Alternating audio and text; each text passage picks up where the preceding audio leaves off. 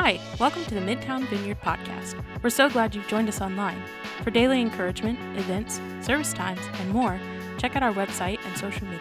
And now, this week's message.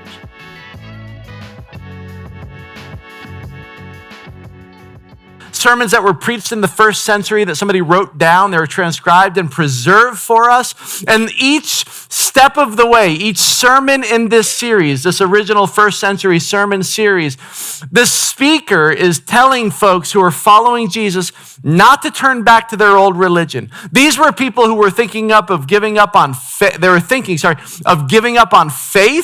in Christ. And so it's relatable, right? If you've ever been tempted to give up on a diet plan or a workout plan or a career or a person, this is relatable. These folks were thinking of giving up on faith. More specifically, they were thinking of giving up following Jesus. It was a Jewish audience that, and many of you know this, the Jewish people had been waiting and praying and crying out for years for a Messiah, a promised rescuer, someone that God would send to rescue them, they thought, from Rome. And so when Jesus shows up on the scene, a lot of people said, maybe this is the Messiah. These Jewish Christians, when they saw him come back to life, they were like, well, that kind of seals it. So they followed Jesus. They were like, this must be the Messiah. And there was a lot of other people who did not believe that they saw the Messiah as somebody being more geopolitical that was going to kick out Rome. Jesus was describing a different kingdom that he was establishing, right? And so the Jewish Christians, the audience of this book, were following Jesus, but oftentimes they were met with persecution. They were met with being ostracized by their brothers, sisters, families, friends, co-workers who were like, you follow Jesus as, like, they thought it was blasphemous to call Jesus the Messiah. And so these folks were starting to feel the heat. And they were tempted to turn back, to give up, to not keep following Jesus. And so the author here writes to say, hey guys, keep going. Don't stop. He's who he said he was. You know who he's who he said he was. Keep following Jesus. Don't turn back. Jesus is better. Keep going, keep going, keep going. And you got this. One of the things that they said, you got this. And in order to keep walking, in order to keep following, in order to keep following Jesus together, you've got to do it by faith. Walk by faith. And then this chapter starts in chapter 11, where the author pivots and goes, I realized that when I just said that, I need to describe for you what faith is. I need to give you a definition of faith. And that's where chapter 11 begins. That's how it begins, what's called the Great Hall of Faith. It begins what we talked about last week. We'll catch you up real quick. The author says, now faith, because I haven't described it for you yet, faith, I just told you that you need to walk by faith. So here, I'm going to tell you what faith looks like. Now faith is confidence in what we hope for. And we said last week, that's not very helpful.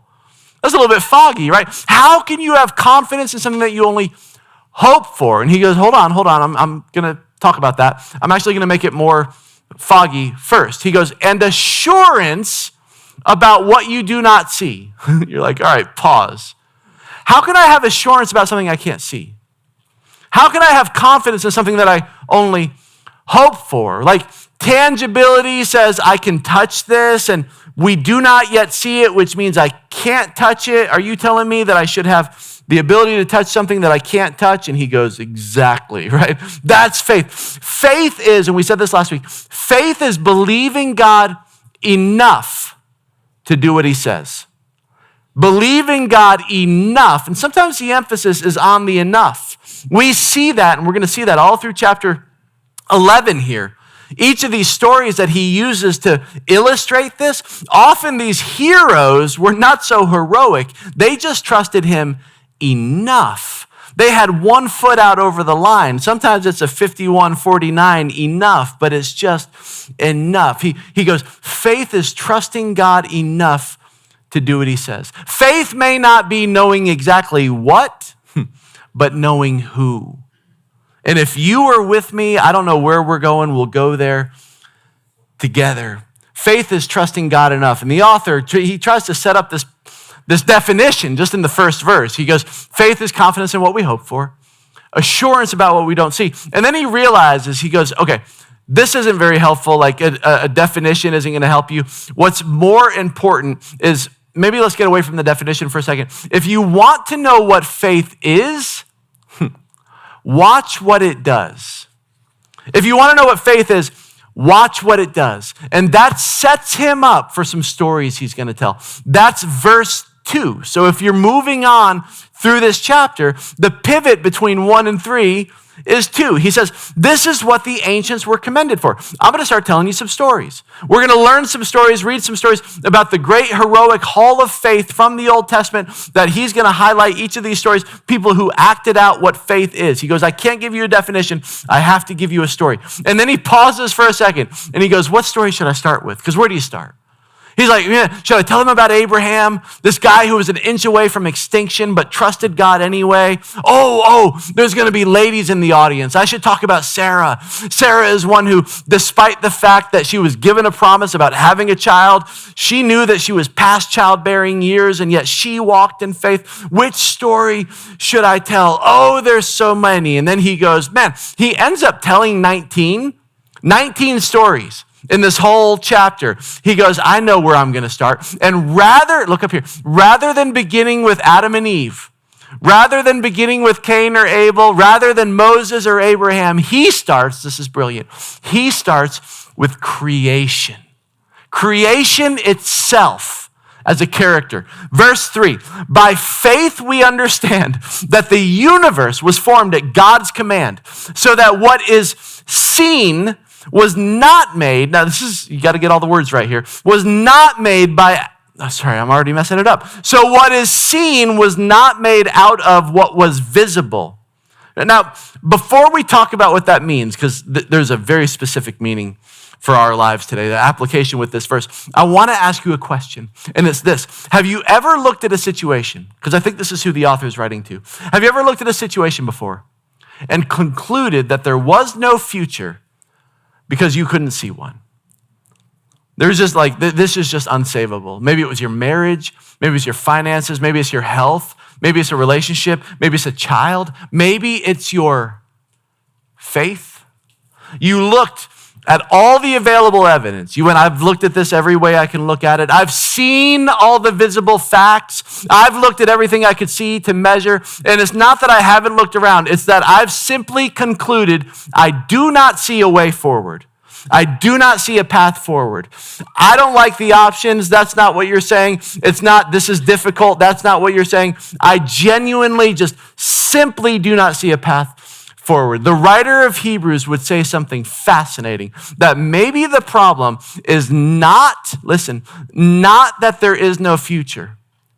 Maybe the problem is that reality is bigger than what you can see. Maybe the problem, the tension, the frustration that you feel when you think about that particular situation, that particular person, that particular thing that dynamic that you're walking out, the inevitability that you feel, the helplessness and the hopelessness that you feel, the impossibility of it that you feel, that maybe the problem is not that it's actually unfixable, maybe it's not actually untenable or doomed or broken, maybe it's just that it isn't visible. And here's what he would say. Just because it isn't visible does not imply that it isn't available. Just because it isn't visible does not imply that it isn't available. Because you can't see it, that doesn't imply that it simply doesn't exist, because that's exactly what Hebrews 11 is about. Go back to verse 1. He says this, faith, this is what we're talking about. Faith is confidence in what we hope for. Assurance, we said assurance is a standing up, right, of what we do not yet see. Faith is confidence of what we hope for, assurance of what we don't see. And then immediately he gives us an example. Not Noah, not Abraham, not Adam and Eve, but creation. Verse 3, by faith we understand that the universe was formed at God's command, so that what is seen was made not out of what was visible. Here's what's fascinating. The people who first heard this isn't going to blow your mind, they were not modern day scientists. They were not. You're like, that's what we came to hear today. They were not sitting around, now follow me, they're not sitting around talking about the Big Bang. They're not sitting around talking about string theory. They're not here talking about quantum physics. It is nothing like that. But just like each of us, they do have a worldview. Right? And this is like, it's not even a primitive worldview, it's just a worldview, right? This is not a science one. This is 1,600 years before the telescope, 1,500 years before the microscope, before we even knew what germs were, which some of the earliest doctors in that field thought that was voodoo, that it was witchcraft, the idea that there's floating micro things that you cannot see, that just, they're contagious, they make you, that sounds spooky. A lot of people walked away, they ran. We are years away from any of that stuff. This audience that he's writing to, they were not scientists the way that we think of scientists, but they do have some assumptions about reality, the same as all of us. Most educated people in the ancient world believed that the universe was created or fashioned from pre-existing matter. Right? And that makes sense when you think about it. We generally do the same thing. If you're hiking in the forest and you come upon a cabin, you would go, well, this house came out of logs, which came out of trees, right? We make things out of things that exist. Matter comes from matter. Visible things come from visible things. They believe that everything could ultimately, finally be traced back to something else that already existed. So a house comes from wood. A statue comes from stone. A pot comes from clay. Visible from visible. So in the worldview of their day, the universe was not created from nothing.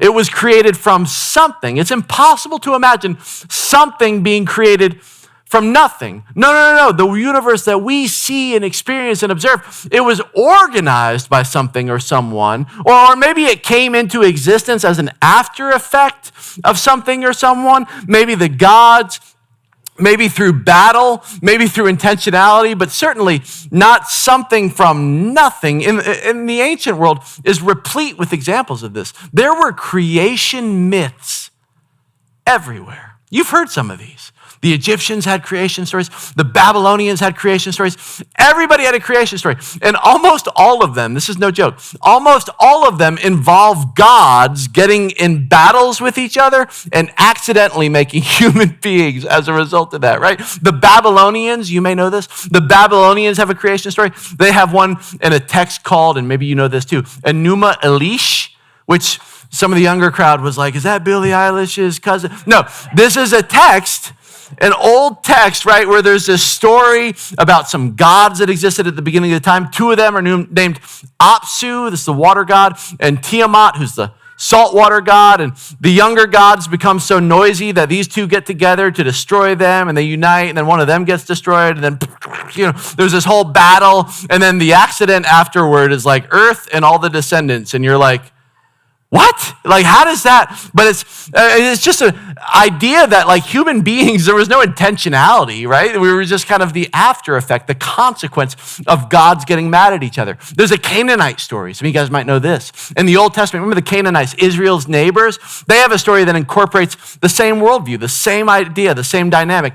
It's not a creation story, but just sort of a representative worldview of the time. There's a storm god named Baal. You guys remember this guy? He appears a lot in the Old Testament, and he's constantly battling a sea god named Yam, which if you're picking out baby names, you should be writing some of these down. Yam, and then Mot was the god of death, and these gods, they compete for power, they lose power, they get power, they regain power. The fate of the world is tied to these cosmic forces. Rains and crops and fertility and survival all depend on the moods of the gods. Imagine living in a world where the weather depends on the moods of the gods.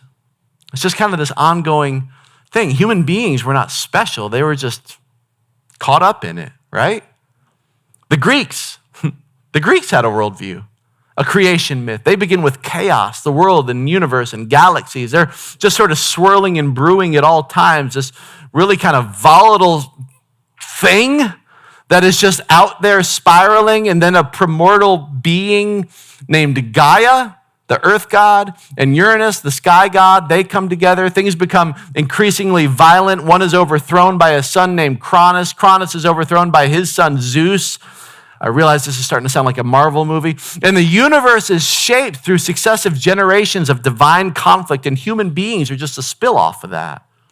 Human beings are not, in all these Greek stories, human beings are just here to serve the gods, if they're here for any reason at all. And every bad thing that happens is because the gods got annoyed with us, because they're off doing their God thing, and every now and then we get too noisy and the gods come down and go, knock it off, get back to work, keep it down. The Egyptians, they had a creation story, a mythology, a bit more nuanced. Some Egyptian accounts are less violent, but they begin with a watery chaos called Nun, which is also interesting. A creator deity emerges from the waters and brings order to the disorder. And what's important is that chaos is often portrayed as an eternal threat. Order must continually be maintained against the force of disorder. So order and disorder, and it's constantly going back and forth, but nothing intentional about the gods. It's just a watery chaos that kind of erupts because a god got upset. But then in Genesis, the idea of an uncreated creator at the beginning of time who creates from nothing, ex nihilo is what it's called, a concept that theologians love. This God, he does everything with intentionality. Everything is on purpose. So when the author of Hebrews says, by faith we understand that the world was created at God's command, it wasn't an accident. God said, let there be light. He's referring back to Genesis 1. To his Jewish listeners, he's going, in the beginning. He's like, you guys remember these words? You remember our God? You remember the way that God came to us? In the beginning, God created the heavens and the earth. And as you continue to read, what you learn about this God is that the dominant work in the first 3 days of the creation, God creates spaces, and then in the second 3 days, he fills those spaces. Did you ever notice that? He makes the sky. Then on the second 3 days, he fills the sky. He makes the water. And then the second 3 days, he puts things in the water. He makes the land. And then the second 3 days, he puts things on the land. Everything is on purpose. It mirrors. It's reflective. It's beautiful. God creates with intentionality. What a fascinating chapter of Scripture. He spoke it. Sound waves continue to travel, and they think that maybe the expanding universe is just the universe trying to catch his voice. You know it's a big universe. I think you know that. I'm very scientific, you can probably tell. It's a big universe, y'all.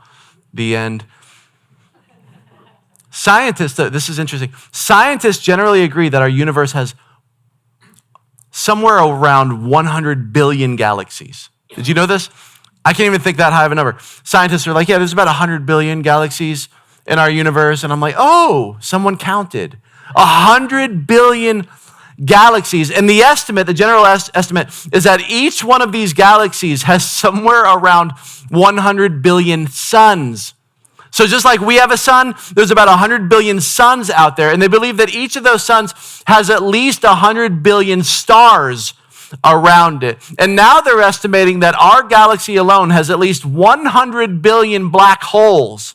Just the Milky Way, 100 billion black holes, which is why some afternoons you feel slightly depressed because there's a lot of energy out there being sucked out of you. Now, when you look at the bigness of the universe, things get really crazy, right? Like there's a galaxy that we know of called the Andromeda Galaxy. It's racing through the universe at 200,000 miles an hour. It's racing, it's a moving galaxy, moving at 200,000 miles an hour. They found a galaxy in our solar system which is racing through they found a planet in our solar system that's racing through our galaxy at 67,000 miles an hour. There's another one, you put those together. There's one that's racing through this galaxy at 200,000 miles an hour while spinning at 67,000 miles an hour, rotating that fast. It is a planet called Earth, and it's why you should wear a seatbelt. Now, the Earth has a sun, or maybe we should say our sun has us. The Earth receives 99% of its energy from the sun. The sun converts for us 4 million tons of energy every second. In over 11-year sun cycle, the energy output varies less than 0.1%. That's how consistent it is.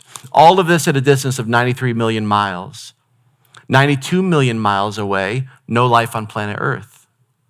94 million miles away, no life on planet Earth. We are exactly positioned where we need to be to get that energy source from the sun. Now, the Earth itself is unusual from the other planets in that the Earth tilts on an axis of 23.5 degrees. You know this. The other planets do not. Other planets in our solar system, Earth. Which raises the question, why does the Earth tilt? If the Earth did not tilt, and maybe you know this, it would run the risk of becoming something that's called tidally locked, which means that one part of the planet would face the sun so much that it would fry, and the other side would face away from it so much that it would freeze. We are exactly at the percentage we need to be. That 23.5 degree tilt is exactly what we need to produce life on planet Earth. 22.5 degrees, no life on planet Earth. 25.5 degrees, no life on planet Earth, which raises the question, why does it tilt? It tilts because 40% of that gravitational pull comes from the sun pulling at us. The other 60% comes from this little rock called the moon. Scientists believe that the moon, and you maybe know this, that the moon is sort of a meteor or an asteroid that was just flying through our galaxy and just essentially got stuck in our orbit, in our gravitational pull, right? Which makes it the cosmological equivalent of, oh, all right. It just spins in our circle. But if we were not caught between the sun and the moon like this, we would have no life on planet Earth. All of these things just aligning. The hydrogen on planet Earth must convert 1/7,000th of its mass of helium continually for the Earth to sustain life. So again, 1/7,000th, if you're doing the percentages, is 0.007. So 0.008, no life on planet Earth. 0.006, no life on planet Earth. Our atmosphere, and you remember this from high school, 21% oxygen, right? If you had 23% oxygen in the atmosphere, no life on planet Earth. 20% oxygen, no life on planet Earth. The oceans, our ocean, is made up of 3.4% salt. Did you know this? You are also made up of 3.4% salt. We have just the right amount of salt in our bloodstream to keep us alive. If we had 3.5% salt, no life in you, no life on planet Earth. If we had 2% salt, no life on planet Earth. This, by the way, and you may know this, is called the science of fine-tuning. Right? It's as if there are hundreds and hundreds and hundreds of these unbelievably precise numbers that all add up to life on planet Earth. Like someone is standing behind all these dials with gravitational forces and density of particular minerals and primal elements that all have to add up perfectly. And it's not only all these hundreds of equations that all have to add up perfectly for there to be life here, it's also the haunting realization that if just one of those knobs was off just a little bit, it would render the accuracy of the rest of them completely irrelevant. There's a God that stands behind all these knobs. You realize this, right? And goes, and this one to 11, and this one to 3.4, and this one to 23.5. Hundreds and hundreds and hundreds of them. What a strange, mysterious little floating blue and green ball we call home. And it's made on purpose. And you are made on purpose. You're fascinating. How many of you guys can see me right now? Okay, good. Encouraging to say the least. Yep. You have a visual cortex in your brain connected ultimately to your eye and in the retina in your eye. This is 110 million cones, you may know this, 7 million rods, over 1 million nerve fibers, all working in harmony so that you can see things. You have over 100 billion brain cells, neural connections somewhere in the trillions. Every second, your brain is doing roughly 1 trillion computations every second. So everything you're experiencing right now, that second, trillions of computations, your body has to produce 2 to 10 million brand new red blood cells every day. You have 100 million white blood cells being stored right now in your bone marrow alone, which raises the question, if your body is producing new red blood cells and white cells to make you, how does your body know to produce more you and not somebody else? And the answer to that is every single one of those cells inside of you, hundreds and hundreds of millions of these little unseeable cells, has roughly 6 feet of DNA coded inside of it. Like a map, a code that tells your body who you are and how to make more of you. If you were to take these DNA strands and stretch them out to their 6-foot length, and then all of them in your body were put end to end, it would be 80 billion miles of instruction just inside of you. It would go from the earth to the sun and back 400 times just to make more you. Your body, down to the 100 millionth of a cell, is hardwired to be you and no one else. Because the scriptures say you are not an afterthought. You are not an accident. You are not space dust. You're not happenstance. You exist because at the beginning of time, God, this mysterious 3-in-1 community of love and creativity, wanted image bearers. In the beginning pages of scriptures, the Godhead says to itself, let us make mankind in our image. We need to stamp our image on something. This idea in the ancient world was revolutionary. People were not intentionally made. We get so used to hearing this. They did not get used to hearing it. People were not intentionally made. And the scriptures scream back, oh, yes, you were. Yes, you are. How many of you guys can hear me right now? Good. Hearing is actually your fastest sense. I don't know if you realize this, but what you experience of the world by way of your 5 senses, those things happen in the world and they travel up from the world through your senses to your brain. The neurons in your brain, there's a range of speeds at how quickly they fire, but most of them average out to be about 60 miles an hour, which feels kind of slow. I'll be honest, I was not impressed to learn that. And I guess if I was 8 miles tall, that would matter. But 60 miles an hour, it goes pretty quick. But your hearing, which is mechanical, operates on a millisecond range, meaning the thousandths of a second. A loud noise that activates you hear, right? It activates a specialized circuit from your ear to your spinal neurons. It bypasses the brain and is called the startle circuit. If you suddenly hear a loud noise within 50 milliseconds, 50 thousandths of a second, you're talking 20 times faster than cognition. Your body jumps and it begins to release adrenaline, no consciousness involved. It all happens very fast. Your hearing, bottom line, your hearing is the fastest sense you have. So when we talk about being present, it's actually kind of impossible because there's a delay between what you experience. But hearing is the most available way to actually be present. You guys follow me on that? That's the most present thing that you, in terms of your senses and what's happening to cause your senses to come online. Now, you have this nomadic herdsman in the middle of the wilderness, standing next to a bush that's on fire. And he notices that it's on fire. And in Exodus 4, a voice comes to him. He hears a voice. This voice says, Moses, Moses.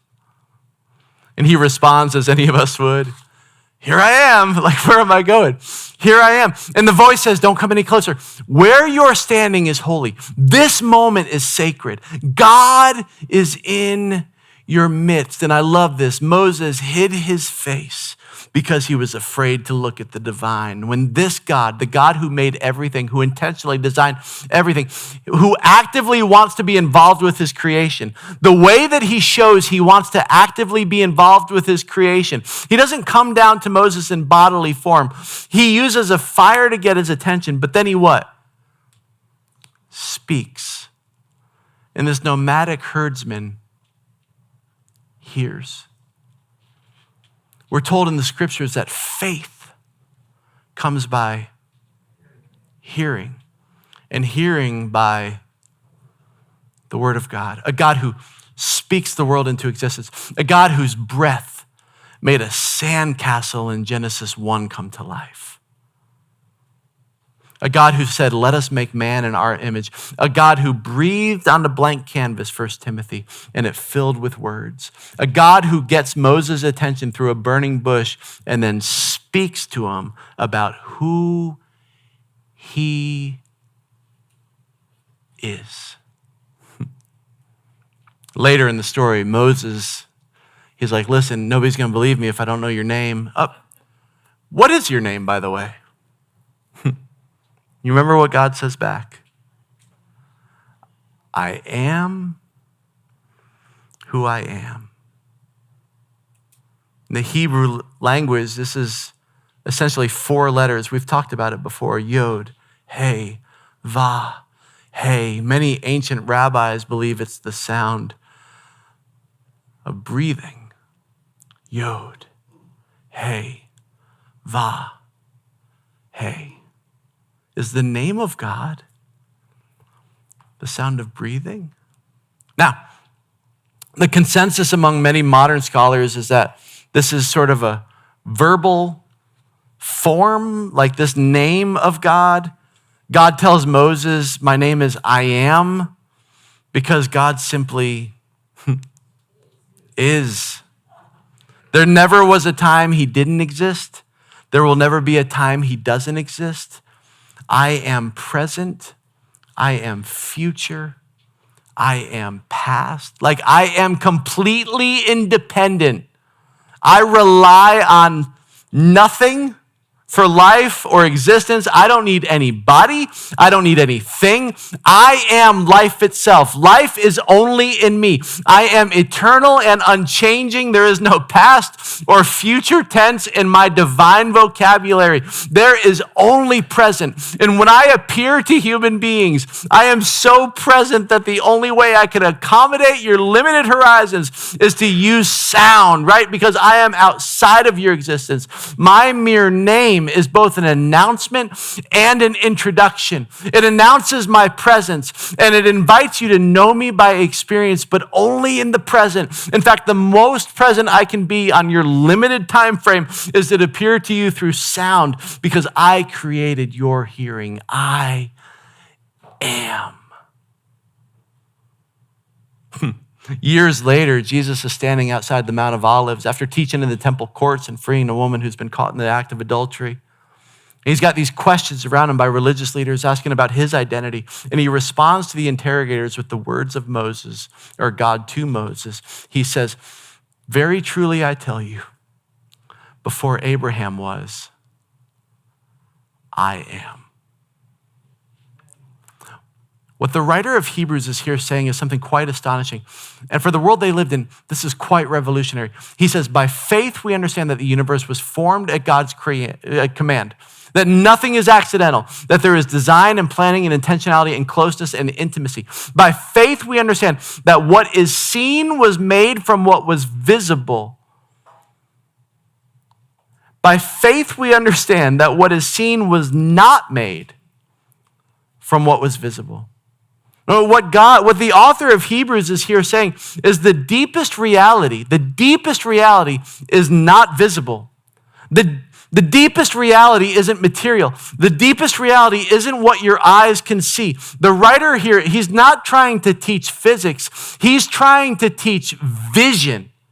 He's trying to teach us to learn how to see, because faith, he says, is not closing your eyes. Faith is opening them wider because there's so much more going on. Faith is recognizing that reality is larger than what can be measured, touched, photographed, observed. Faith is recognizing that behind what is visible stands an invisible God. That's actually one of the great themes of Scripture that he's summing up with one verse. When Moses begins writing a book called Genesis, he doesn't begin by explaining how God created everything. He's making a different point, one with breathtaking simplicity. In the beginning, God created, period. In the beginning, God. Like there is a creator. I'm not here to tell you how, I'm here to tell you who. One God, one creator, one source, one voice, one word. The point wasn't how creation happened. The point was that behind everything visible stands one who is invisible. Hebrews says that faith allows us to understand that. Not because we witnessed it, not because we observed it, not because we were there, but because faith sees something deeper than sight alone can see. We already live this way every day, don't we? This is some of the most meaningful things in the world you can't put under a microscope. Love is invisible. If you've ever felt love, if you've ever known love is invisible. You can't put it under a microscope. You can't weigh it, you can't photograph it, but it is real. Trust is invisible. Hope is invisible. Meaning is invisible. Purpose is invisible. Beauty is invisible. Dignity is invisible. The most important realities in life are often the realities that we cannot physically see. And the writer here says that faith works the exact same way. Faith is learning to recognize realities that are every bit as real, even though they can't be observed with your eyes. This is why creation, this is so beautiful, becomes the perfect starting point for this chapter. Because nobody witnessed creation. Nobody was there. Nobody observed it. Yet faith understands something profound. The visible world, look up here, the visible world is not the whole story. Behind every mountain stands a creator. Behind every star stands a creator. Behind every life stands a creator. Behind every breath stands a creator. What is seen was not made from what was visible. Then the writer begins walking through history, and every single example follows the exact same pattern. Noah obeyed despite an unseen future. Abraham leaves despite an unseen promise. Sarah believes because of an unseen possibility, right? Moses chooses because of an unseen reward. Every story in Hebrews 11 after this are people ordering their lives around realities that they could not yet see. Every story in this chapter are people ordering their lives around realities that they cannot yet see. And maybe that's exactly what you need to hear today. Because some of us are staring at very visible circumstances, very scary circumstances. And the visible circumstances are discouraging and disturbing and painful. The visible circumstances are confusing. And if all you have, look up it, if all you have is what you can see, you may conclude that there is no future, that there is no healing, that there is no reconciliation, that there is no redemption, that there is no hope. But the author of Hebrews invites you to lift your eyes, to actually see. There's more going on. See deeper. Recognize that God has always been doing his greatest work in places that you cannot yet see. He is moving and organizing and creating and pulling us forward at all times, usually from behind the scenes. There are no accidents. There are no coincidences. Someone is spinning these dials, manning the levers. Someone is organizing the dominoes. There is an unseen, uncreated creator guiding it all. In the ancient world, seeing was believing. Hebrews says, but believing helps you see. Faith doesn't deny reality. Faith recognizes that there is more reality than what is visible. And if God could, listen, if he could speak a universe into existence, if God could create what is seen from what's not visible, what's not laying around, he didn't have to use spare parts, then maybe he can create a future that you cannot yet see. Maybe he can still do that. Maybe he can create redemption where you see failure. Maybe he can create hope where you see just despair. Maybe he can create life where you see death. That's sort of what he does. The God revealed in Scripture has always specialized in bringing visible realities out of invisible promises. And faith begins when we learn to abide in his presence, the presence of a God that we can't always see, but we can always trust. So back to my question at the beginning. Have you ever looked at a situation and concluded that there was no future because you couldn't see one? Here's the invitation. Don't reduce reality to what your eyes can currently observe. The visible world is not the whole story. There is a God behind it. There is purpose behind it. There is a promise behind it. And by faith, we understand that what is seen was not made from what was visible. Faith sees deeper. And when faith sees deeper, faith finds courage to keep walking, to follow Jesus together in everyday life. That's our mission statement here. We follow Jesus together. Notice this letter was written to a group of people. We follow Jesus together in everyday life, even before we see where the road ends. So we know who. Maybe not what. Maybe not how. But we know who.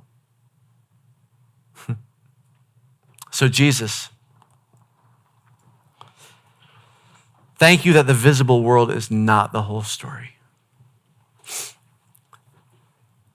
Jesus, thank you that behind every mountain, behind every star, every breath, every life, there is a creator. John says you were there at the beginning.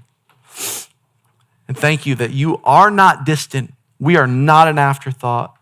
You are not absent. You are not indifferent. You are present. You are as present as we can handle. You are speaking. You are working, even in places we cannot yet see. Lord, some of us walked in today carrying situations that feel impossible. Relationships that seem broken, dreams that seem dead, questions that feel unanswered, circumstances we can't control. And if all we look at is what is visible, it's so easy for us to lose hope. Today, God, I pray for all of us in that space that you would give us the eyes of faith, that you would help us to trust you even when we can't see the outcome. Help us believe your promises when we can't see yet their fulfillment. Help us remember that just because something is not visible yet does not mean it's not real. And just because we can't see what you're doing doesn't mean that you're not working. Give us courage to keep walking, courage to keep trusting, courage to keep following you, Jesus. And church, before we move on, I want to give us just a moment to respond. Maybe something in today's message stirred something in you. Maybe there's a situation in your life where you simply can't see a way forward. Maybe you need prayer. Maybe you need encouragement. Maybe you need someone to stand with you and believe God with you. So for that reason, we've got folks here who would love to pray with you. I see Mr. Mike Lyons just got up. You can come and pray with him. He'd love to pray with you. You can grab him by the hand, go to the prayer room, or just raise your hand. He'll come to you. You can come up here to these kneelers at the front. Nothing special about them, but just the posture of kneeling. If that's how you need to respond, we can light candles. You can stay right where you are. Pray quietly in your seat. There's no pressure, no expectation. But if God is inviting you to respond today, I don't want you to rush past that invitation. If you'd like for us as a team to pray for you this week, you can fill out a connect card on the back of the seat in front of you. You can write your request on there and drop it in the blue box between the doors on your way out. Our team would be honored to pray for you. Don't rush past this moment. In a moment, we're going to sing a final song together. As we do, feel free to pray and reflect, worship, or just sit quietly with the Lord. After the song, Pastor Jay is going to come up and share a few announcements, then dismiss us. And if you're new here at Midtown, we'd love the opportunity to meet you. I'll be out in the lobby with some members of our team. Please stop by. We'd love to hear your story, how you got here. But in this space right now, just recall Jesus just a moment ago saying that the most present we can be is through sound. So we just want to be present. Friends, don't rush out. It's so easy to live in the future. We're off to the races with what's next, but that future will be there. Meet him here in this moment and let that moment wash over you. Holy Spirit, wash over us.